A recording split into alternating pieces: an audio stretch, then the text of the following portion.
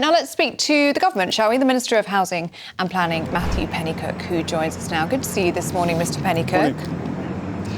And you're here today to talk about 500,000 new homes. This is your announcement today. But you've also promised to end the use of migrant hotels by 2029. So it does beg the question, who are these houses for? Where are these migrants that you're moving out of hotels going to be housed?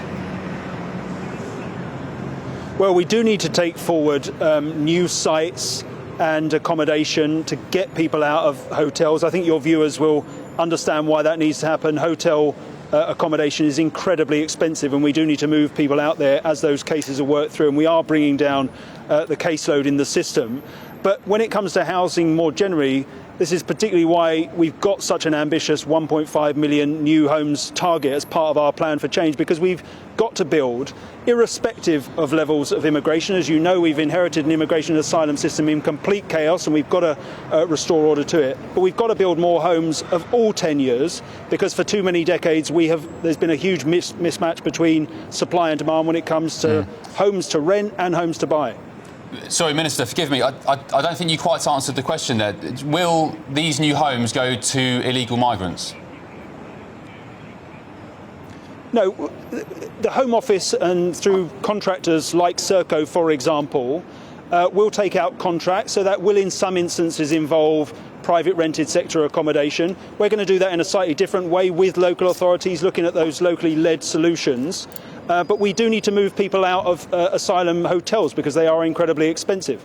Right, so that's a yes, because there was a Treasury document a few weeks ago doing the rounds from the Office for Value for Money, and it was fairly explicit in there when it said that the asylum hotels would be alleviated and indeed ended by 2029 by literally moving them into the 1.5 million new homes your government wants to build. So that's correct, is it? No, I don't think. I mean, let's look at... Well, that's what it says on the Treasury document, homes to buy, Minister. Do you think new homes to buy that are freshly built are going to go to asylum seekers? No. Sorry to interject again. That's what it says on the Treasury website, sir. No, it doesn't. No, it does. There's a document called the Office for Value for Money. Out of asylum.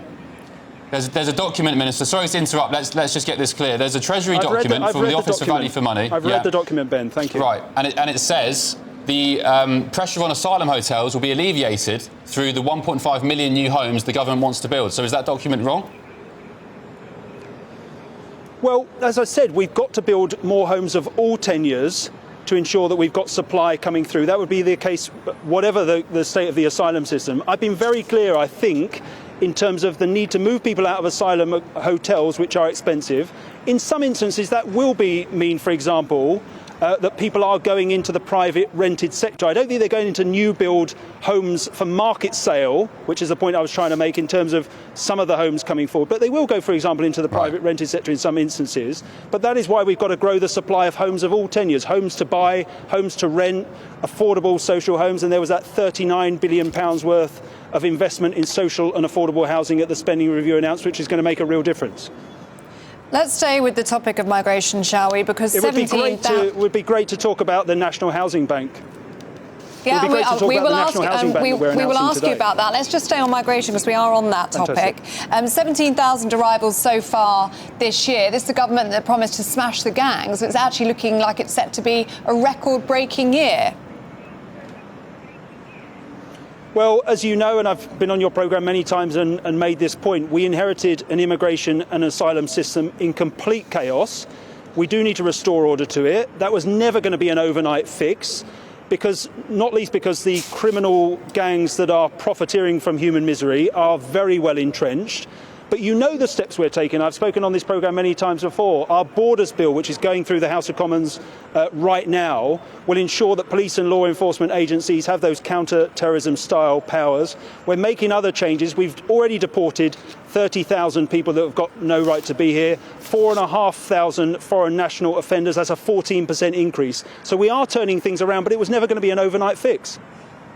Minister, reports in the Times this morning suggest Shabana Mahmood is on the continent talking about the ECHR. Is that something Labour, this government, is open to, reforming the ECHR to really get a grip of the illegal boat crisis? Well, we are always in a position where we're keeping the Human Rights Act under review. We've been very clear already, and it was in the immigration white paper we published in the recent period, that we are reviewing Article 8 and how that is applied. The Home Secretary has also made clear that she is reviewing Article 3 of the ECHR and how that applies in particular in foreign extradition cases where the state of a prison overseas is cited as a reason. She is reviewing that. OK. Let's talk about what you're here to talk to us about today, which is the new National Housing Bank. Brilliant. It would be great to have a chance to mention that. Alongside £5 billion of new capital funding for housing, we're announcing today our intention to establish a new national housing bank to accelerate house building across the country, not least for the reasons we've just spoken about. This will be a new government-owned public finance institution that will have the autonomy and flexibility to be able to deploy loans, equity and guarantees to get projects moving. That's £16 billion worth of new funding. And because of the way it's constituted and how it will operate, similarly to the National Wealth Fund, it will make a return for government over the lifetime. And it's an important way we'll contribute to house building over the long run. We think that the funding through that 16 billion will enable up to 500,000 homes over the lifetime of the Parliament, but also to that 1.5 million new homes target. We think it will estimate that it will contribute just under 60,000 homes in this Parliament to that 1.5 million target. Yes, and indeed, £53 billion worth of private investment as well, Minister, towards that. Can you tell me, please, how many new homes the government has built since taking power?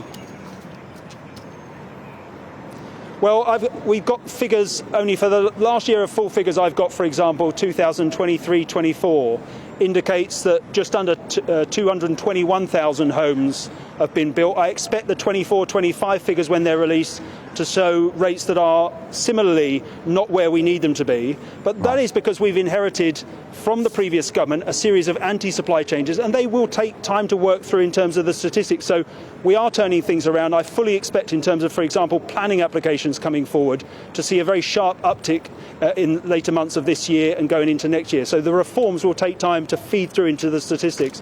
But we are turning the situation around. We are going to meet that 1.5 million plan for change new homes target. OK, Matthew Pennycook, we're out of time with you, I'm afraid, but thank you very much for chatting with us this morning. Thank you, Minister. My pleasure. Thank you. Let's get reaction from GB News political correspondent Catherine Forster, who joins us live now from Westminster. Catherine, did you listen to that conversation? What's your take? I was particularly interested in the sort of, I'd argue, diplomatically skirting around the fact that illegal boat migrants will be going into some of these 1.5 million new homes when the sale, since we've heard it from the Prime Minister especially, has been these are homes for British people.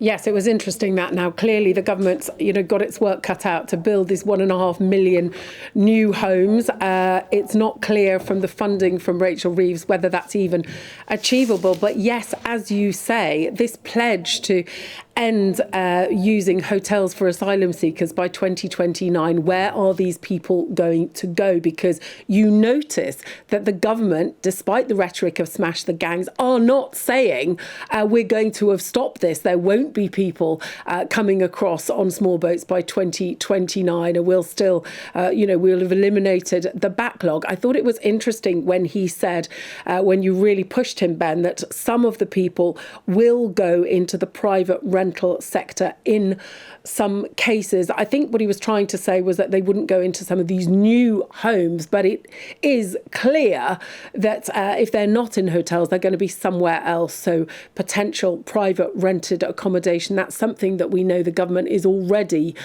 looking into and trying to get for asylum seekers. And the bill is huge, isn't it? And meanwhile, for all the pledges that the government make, we now know that over 17,000 people have crossed the Channel on small boats this year. That's up, I think, 47% on this time last year. So Shabana Mahmood in Strasbourg today talking about the need to reform the ECHR. We're trying to get a better deal with the French, but my goodness, they've got their work cut out.